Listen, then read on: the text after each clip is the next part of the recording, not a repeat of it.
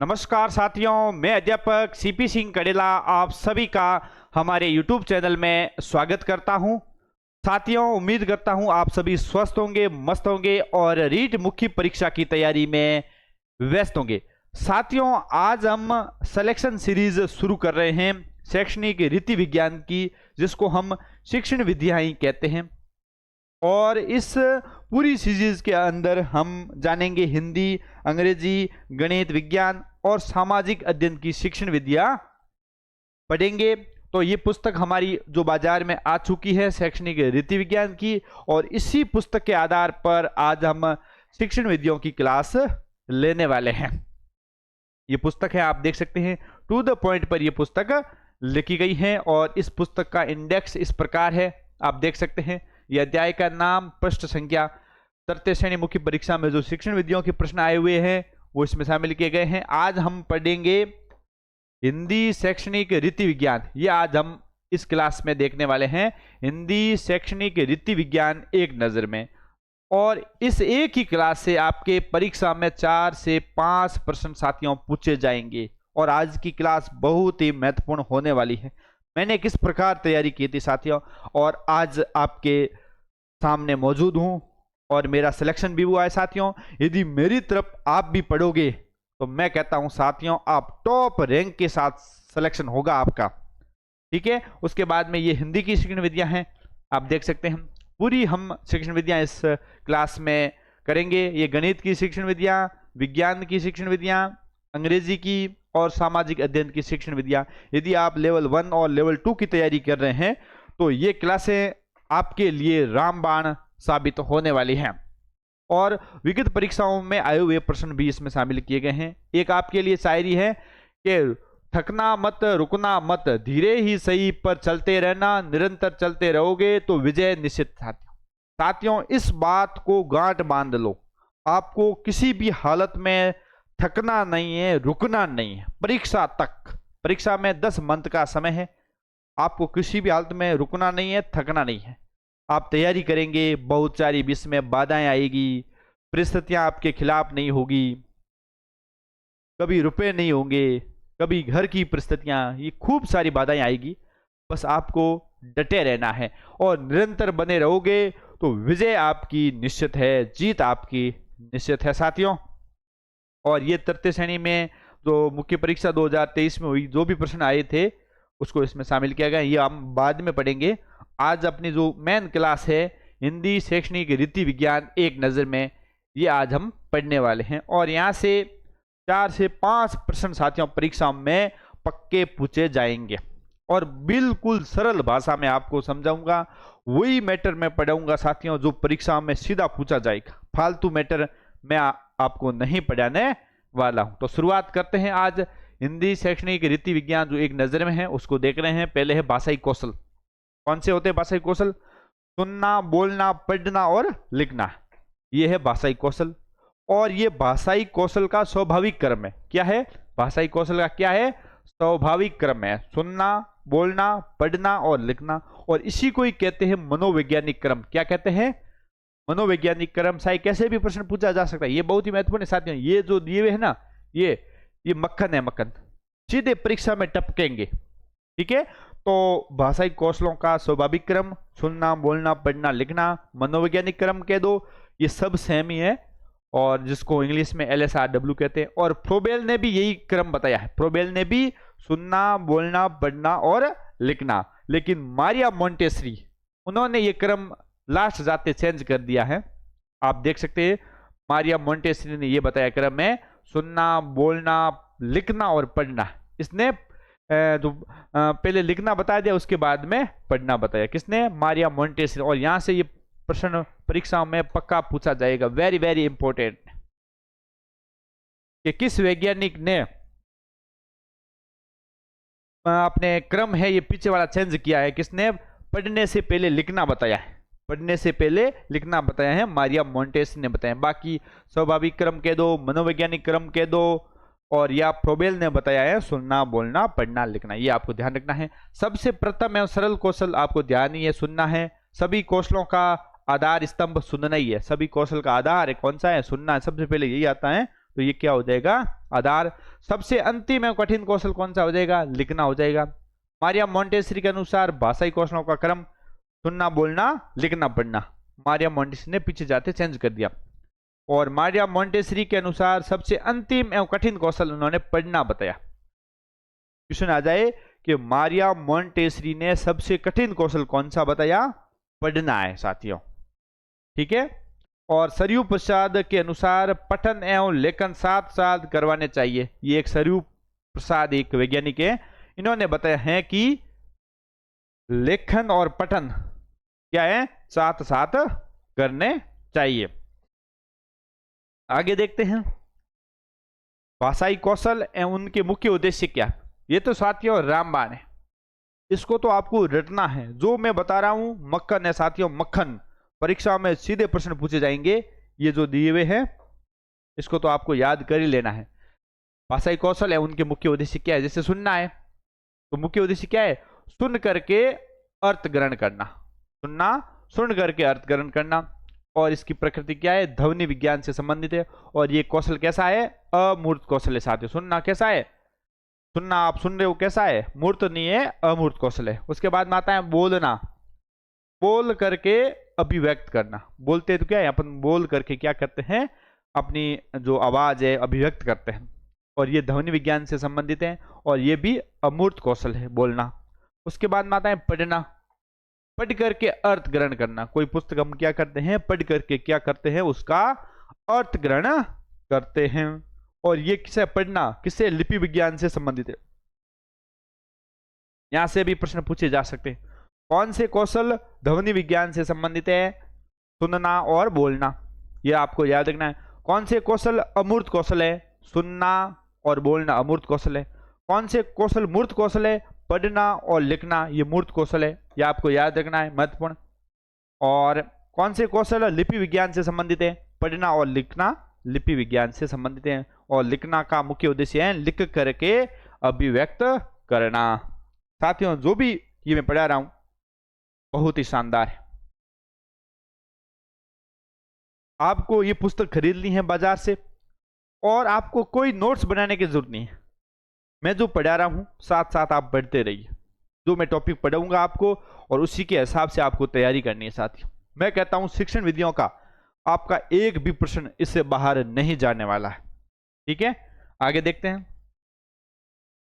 John Adams के अनुसार शिक्षण द्विमुखी प्रक्रिया है। ये किसने कहा है, जॉन एडम्स। एडम्स के अनुसार शिक्षण कैसी है, द्विमुखी प्रक्रिया है, जिसमें शिक्षक और शिक्षार्थी यानी विद्यार्थी शामिल होते हैं। कैसी प्रक्रिया बताई इन्होंने, द्विमुखी प्रक्रिया। ये भी बहुत ही महत्वपूर्ण है, इंपॉर्टेंट है। और जॉन डीवी वो रायबर्न के अनुसार शिक्षण त्रिमुखी प्रक्रिया है। यहां से भी प्रश्न बहुत शानदार बनता है कि द्विमुखी प्रक्रिया किसने बताया है, जॉन एडम्स।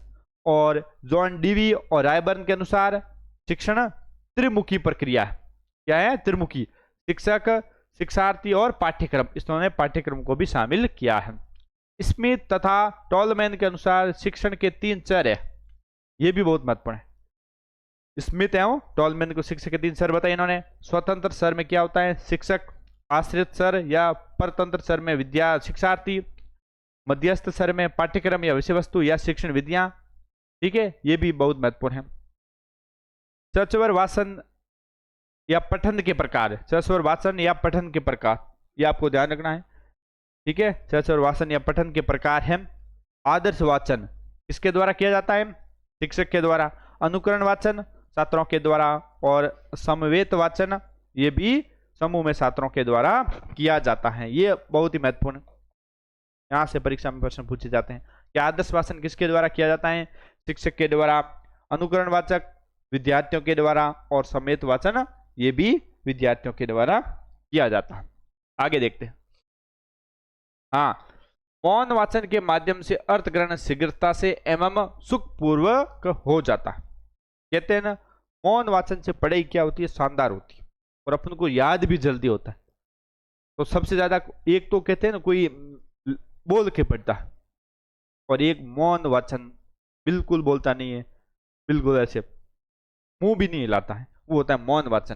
तो इससे क्या होता है, अर्थग्रहण शीघ्रता से, यानी अर्थ है वो आसानी से समझ में आ जाता है और सुखपूर्वक हो जाता है, जल्दी अपन उसको सीख सकते हैं। उसके बाद में कक्षा 3 से 6 स्वर पाठ के साथ साथ मौन पठन की शिक्षा भी प्रारंभ की जा सकती है साथियों। यानी कक्षा 3 से, कौन सी कक्षा 3 से ही मौन वाचन है वो शुरू कर देना है आपको। बच्चे को जैसे अपन पहली में दूसरी में पढ़ाते हैं तो बच्चों को क्या है बोल बोल के जोर जोर से पढ़वाते हैं, लेकिन शिक्षण विधियों में कहा गया है कि मौन वाचन की जो शिक्षा है बच्चे को कक्षा 3 से ही ये अभ्यास शुरू करवा देने चाहिए। कक्षा 6 से मौन पाठ पर सस्वर पाठ की अपेक्षा अधिक बल देना चाहिए, और कक्षा 6 में बच्चा आ जाए तो ज्यादातर मौन वाचन करवाना चाहिए। आगे है विधियां, अक्षर बोध विधि या वर्ण बोध विधि या वर्ण समान्याय विधि।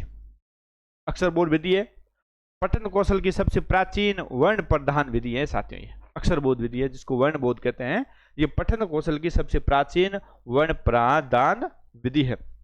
पठन कौशल की सबसे प्राचीन ये तो विधि होगी। वाक्य पद्धति यानी पठन कौशल की सर्वश्रेष्ठ विधि है जिसमें वाक्यों के आधार पर पठन किया जाता है, ये वाक्य पद्धति है। यही पठन कौशल की क्या है सर्वश्रेष्ठ विधि। मॉन्टेसरी विधि में आंख, कान आदि ज्ञानेंद्रियों और हाथ तीनों से सहायता ली जाती है। मॉन्टेसरी विधि में किसे आंख से, कान से और ज्ञानेंद्रियों आदि और हाथ तीनों से सहायता ली जाती है। ये लिखना सिखाने की विधि है। कौन सी मॉन्टेसरी कैसी विधि है? लिखना सिखाने की विधि है। अगली आती है जैक्टॉट विधि। कौन सी आती है? जैक्टॉट विधि। लिखना सिखाने की इस विधि का अनुमोदन सबसे पहले जैक्टॉट नामक शिक्षा शास्त्री ने किया। इसमें बालक स्वयं संशोधन करता है, यही महत्वपूर्ण है जैक्टॉट विधि, इसको भी आपको देखना है। आगे है अक्षर स्वरूप अनुकरण विधि या रूपरेखा अनुकरण विधि। कौन सी है? अक्षर स्वरूप अनुकरण विधि या रूपरेखा अनुकरण विधि। अभ्यास पुस्तिका में छपे वर्णों की बिंदु माला पर पंक्तियों के द्वारा जुड़ाव करके वर्णों का लेखन इसमें किया जाता है। सर्वाधिक रुचिकर पद्धति है कौन सी? अक्षर स्वरूप अनुकरण विधि या रूपरेखा पद्धति। पूर्व प्राथमिक स्तर है तो ये उपयोगी है। उसके बाद में आती है दृष्टि लेखन या जैक्टॉट विधि। ये जैक्टॉट कह दो या डेकाटॉट कह दो, यही विधि है। ठीक है, तो अध्यापक के द्वारा लिखे गए शब्दों का अनुकरण करके छात्र लिखता है या पुस्तक में देखकर छात्र अभ्यास करता है। प्राथमिक स्तर है तो ये भी उपयोगी है। ये साथियों जो भी दी हुई है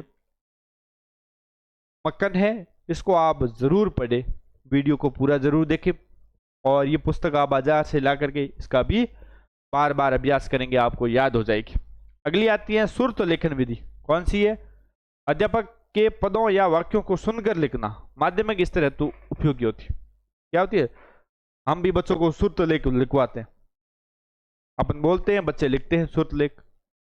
ठीक है, और ज्यादातर ये क्या है माध्यमिक स्तर है तो उपयोगी होती है। आगे देखते हैं, सुरत लेखन हो गई।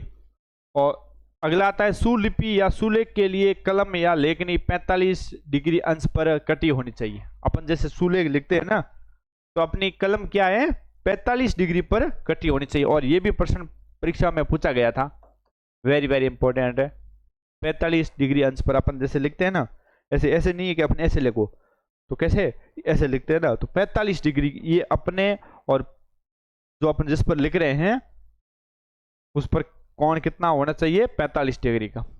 एक होती है अनुलिपि। अध्यापक के आदर्श लेख का बिल्कुल वैसा का अनुकरण करना। अनुलिपि होती है जैसा अध्यापक ने लिखा है वैसा ही लिखना, अपन को उसको कहते हैं अनुलिपि। एक होती है प्रतिलिपि, यानी प्रतिलिपि अनुलिपि का ही विकसित रूप है। यानी अनुलिपि मतलब प्रतिलिपि का ही क्या है? अनुलिपि विकसित रूप है, जिसमें पाठ्य पुस्तक या पत्र पत्रिका के किसी अंश का अनुकरण किया जाता। और अब आते हैं गद्य शिक्षण की विधियां। गद्य शिक्षण की आत्मा काठिन्य निवारण को कहा जाता है। यह वेरी वेरी इंपॉर्टेंट। गद्य शिक्षण की आत्मा काठिन्य निवारण को कहा जाता है। ठीक है, अगला आता है उद्बोधन विधि। कौन सी? उद्बोधन। छात्रों के माध्यम से अर्थ निकलवाना उद्बोधन विधि है। यानी विद्यार्थियों के माध्यम से क्या अर्थ निकालना उद्बोधन विधि है। यह प्राथमिक स्तर हेतु उपयोगी विधि है। आगे बढ़ते हैं। ये देख सकते हैं, ये ऐसा कंटेंट है इसमें। आज देखते हैं इसको पूरा कितना होता है, जितना अपन पढ़ेंगे। और आगे है स्पष्टीकरण विधि। कौन सी है? स्पष्टीकरण विधि। अध्यापक अनेक उप विधियों का सहारा लेकर पाठ में आए पदों को स्पष्ट करता है। ये उच्च स्तर हेतु उपयोगी होती है। स्पष्टीकरण क्या है? जो भी उपविद्या आती है उसको क्या करता है? वो स्पष्ट करता। पाठ में जो भी पद आते हैं उसको क्या करता है? स्पष्ट करता है। और ये ज्यादातर उच्च कक्षाओं में उपयोगी होते हैं। अब आते हैं पद्य शिक्षण, कविता शिक्षण या काव्य शिक्षण की विधियां आती है। पद्य शिक्षण अपन पढ़ते हैं ना, पद वाले। पहले आती है गीत विधि, यानी कविता शिक्षण की इस विधि का प्रयोग प्रारंभिक कक्षाओं में होता है। गीत विधि का किसमें होता है? गीत विधि ज्यादातर अपन क्या है? प्रारंभिक कक्षाओं में ही इसका प्रयोग करते हैं। बच्चों को गीत के माध्यम से पाठ याद करवा देते हैं। अपन जो पद्य का जो पाठ होता है उसको क्या कर देते हैं? याद करवा देते हैं। उसके बाद में नाट्य प्रणाली। जिन गीतों में क्रियात्मक अधिक होती हैं उन्हें नाट्य या अभिनय प्रणाली से पढ़ाया जा सकता है। ये प्रणाली भी प्राथमिक स्तर हेतु उपयोगी होती है। नाट्य प्रणाली नाटक के माध्यम से बच्चों को क्या है? पढ़वाते हैं, क्रिया है करवाते हैं, और उससे बच्चों को क्या है? याद जल्दी हो जाता। शब्दार्थ कथन प्रणाली। शब्दार्थ कथन प्रणाली, इस प्रणाली का प्रयोग कक्षा 4 से 5 से प्रारंभ हो जाता है तथा उच्चतर माध्यमिक कक्षाओं तक चलता रहता है। शब्दार्थ का कथन बताते हुए उसको क्या है? पढ़ाना। जो शब्दार्थ बीच में आते हैं उसको क्या है? कथन स्पष्ट करते हुए इसका प्रयोग करना। प्रश्नोत्तर अथवा खंडान्वय प्रणाली। कविता की एक एक पंक्ति है उसके एक एक खंड पर प्रश्न पूछते हुए बालकों से उत्तर प्राप्त करते हुए और यथा आवश्यक स्वयं स्पष्ट करते हुए कविता का अर्थ बताने की विधि प्रश्नोत्तर या खंडान्वय विधि कहलाती है। ये आप देख सकते हैं, प्रश्नोत्तर या खंडान्वय विधि है। उसके बाद में आती है व्याख्या विधि। कौन सी आती है? व्याख्या विधि। ये माध्यमिक एवं उच्च माध्यमिक कक्षाओं में प्रश्नावली द्वारा छात्रों से कविता के भाव प्रकाशित कराने का प्रयत्न किया जाता है और आवश्यकता अनुसार यथा प्रसंग शिक्षक स्वयं भी व्याख्या प्रस्तुत करता है। ये व्याख्या विधि में क्या होता है? अध्यापक व्याख्या प्रस्तुत करता है, चाहे जो भी पाठ आता है, और उसमें जो उसकी क्या है? व्याख्या करके स्पष्ट करता है और भाव है वो छात्रों को बताता है। उसके आता है व्यास प्रणाली के व्याख्या